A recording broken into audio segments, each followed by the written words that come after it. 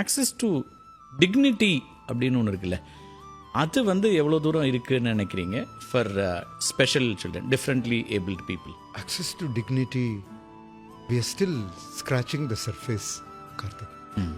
அது ஏன்னா டிசேபிளுக்குன்னு தனியாக க்ரியேட் பண்ண முடியாது.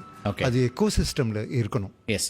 ஒரு மனிதனின் உயிர், உணர்வு, அறிவு, அவன் ஃபார்மல் ஷர்ட் போட்டிருக்கானோ இல்லையோ, டவலில் தெரியறானோ இல்லையோ, மனிதனுக்காக அவர்களுக்காகவே மதிக்கிற ஒரு எக்கோசிஸ்டம் டெவலப் ஆனால் டிசேபிளுக்கும் அது ஆட்டோமேட்டிக்காக ட்ரான்ஸ்ஃபர் ஆகும்.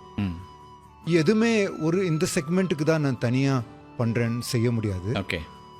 பட் அது சொல்கிறதுனால வி ஷுட் நாட் டூவா, அதுவும் கிடையாது. எக்கோசிஸ்டமும் அட்ரஸ் பண்ணணும், ரைட். ஒரு குறிப்பிட்ட ஐடென்டிட்டியும் அட்ரஸ் பண்ணணும். They go hand in hand.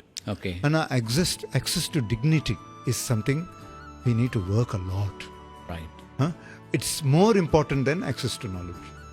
access to knowledge அப்படிங்கிறத விட ரொம்ப முக்கியம் access to dignity. Dignity. அதாவது ஒரு வயதானவர் இருக்காரு, அவரை இன்சல்ட் பண்ணாமல் அவரை எப்படி கூட்டிகிட்டு போகலாம்.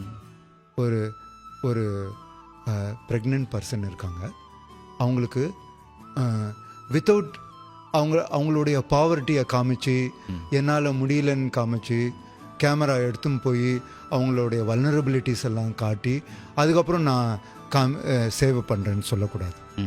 So we have to preserve the dignity of people when we represent them. Right. It's a ரொம்ப பெரிய question அது. Okay. It's a big learning curve for all of us. அந்த லேர்னிங் கர்வில் போகிறதுக்கு நம்ம எல்லாரும் சித்தமாக இருக்கணும்.